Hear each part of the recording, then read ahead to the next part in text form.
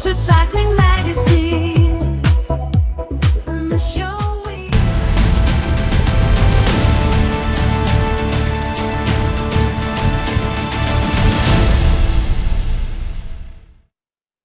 Hello, everybody. We're here with Larry Oslund, WUKA, and this year he's putting on Calvin's Challenge again. Larry, you want to tell us a little bit about Calvin's Challenge and what we expect to see there this year? Sure. Calvin's Challenge is happening again on May 16th and 17th. I've added a 15-mile loop to replace the 50-mile loop for any of the 6, 12, and 24-hour rides. This kind of keeps everybody close to home. I still am going to allow people to ride the 50-mile loop as just, I'm going to call it the historic 50-mile loop. So people that kind of just want to go back and relive all that loop, they can do that as well. So, and I'm also going to have separate time trial events now also for these 3 loops for anybody that just kind of wants to ride one loop. They can just kind of ride that loop as fast as they want, and I'll just have a records area, on the webpage, so that'll show the fastest times in each of the age categories for all those single loops as well. Excellent. Now, if someone wants to join, can they still register for Calvin's Challenge now? Absolutely. It's on the bike reg. I've got the HTTPS, the www down at the bottom of the screen, and it'll be also in the show notes. Okay, great. Yep, that's it. Excellent. Do they register separate for the time trial, or? Yes, if they just want to do the time trial is very inexpensive. I think there's only a $45 fee for any of the time trials, so they can just do the one time trial. If they do the 24-hour, they're automatically entered into the time trials as well, so they'll actually get whichever course they ride, they'll get their best time, in the whole entire time they're riding. I'll just have the timer keep track of what their fastest time on any of the courses are. So all the people in the 6, 12, and 24 are kind of automatically entered into the single time trial events as well. Now, are any of these events qualifiers for anything, or are there any world records going to be attempted that you know of? Not that I know of this year. I mean, Calvin's has always been a RAM qualifier, so we're still a RAM qualifier as is Sebring and National 24-Hour Challenge and all that. So for the 24-hour non-drafting event, yes. Excellent. So if somebody is registered, when can they come out? Friday to pick up their packets and stuff and get acquainted with the course? Absolutely. Friday is kind of the packet pickup time, from 4 to 7. I also, when you register, I also give an option to mail your packet to you. For $5, I'll actually mail it, and all you have to do is show up Saturday morning, at 7 o'clock and get your timing chip, and then you're ready to go. So if you're already familiar with the course and you just want to show up on Saturday, you don't even have to come on Friday. Excellent. Now, is there registration at time of event this year? Yes, I take reservations too at the time of the event. Okay, perfect. No problem. So when we come out to ride, what time does the event start in the morning, and how early can we get there? Well, you can get there pretty much at any time you want, because some people are basically camping out at night. Okay. We're allowed to pull campers and stuff in the parking lot. The event kicks off at 7 o'clock. Okay. Everybody leaves basically within 5 minutes of 7 o'clock, and so you can really show up there at 6:30 if you want.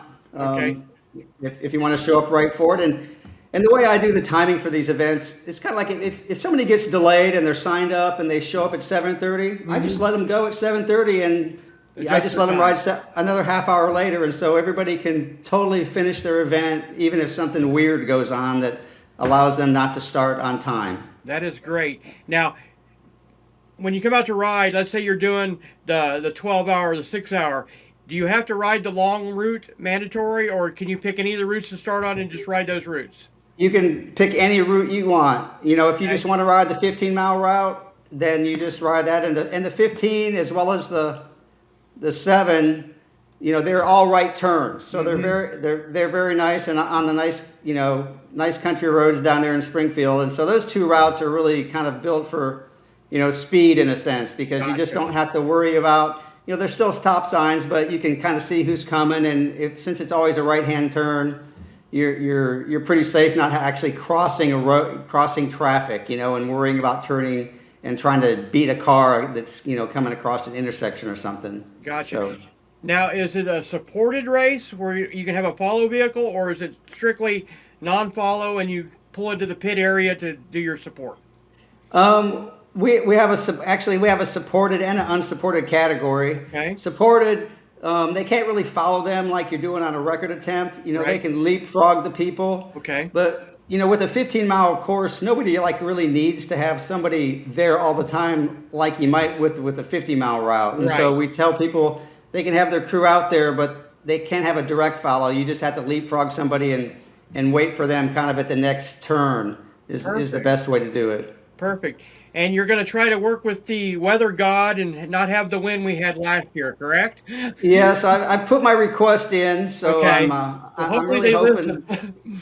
Because that was rough last year. Yeah, that was probably the windiest event I've ever been in. So Speaking of it was events, you run other events. Tell us a little bit about the other events you run. okay. Well, you know, I do run Sebring. This is the third year I've ran Sebring, and that was back in February. And you know, we don't run on the racetrack anymore because NASCAR bought it, and they just don't let us. But we have a wonderful, you know, 4-mile loop that's really just It is kind of on the beautiful. backside of Yep. Sebring.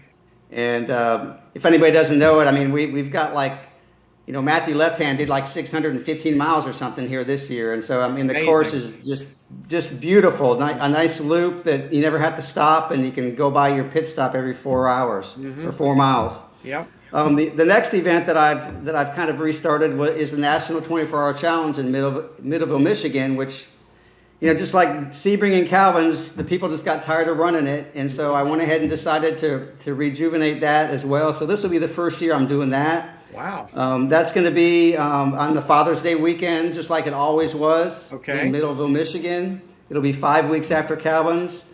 I'm doing the same kind of thing I did with Calvin's. There was an old 50-mile loop that they rode for the National 24-Hour Challenge.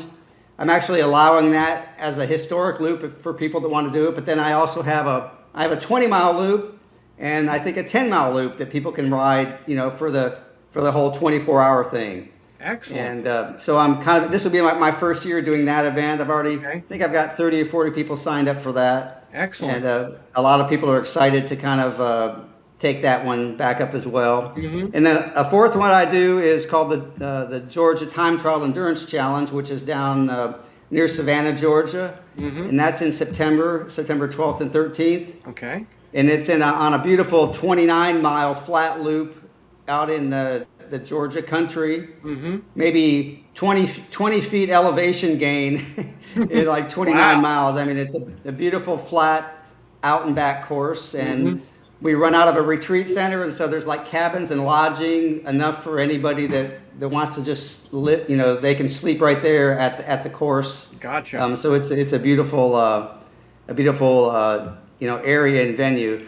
Let's see, and so that venue at Georgia, that's going to be the 6-hour WUCA Championship. I forgot to kind of mention the championship. So that's the 6-hour WUCA Championship. It's Okay. in Georgia. The 12-hour WUCA Championship is what we're having in Calvin's. Okay.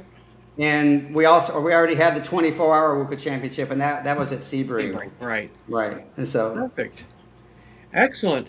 Well, we really appreciate you bringing back these great races that have been gone or for whatever reasons, and you do a great job on your events. They are run great, and they do a great job. So if anybody out there wants to come out to Calvin's, I highly recommend it. It's a great time. We really appreciate everything you're doing for UltraCycling, Larry. well, thank you so much. Appreciate you guys too. All right. Well, thank you very much. And Okay. that's all for today. UltraCycling magazine. And the show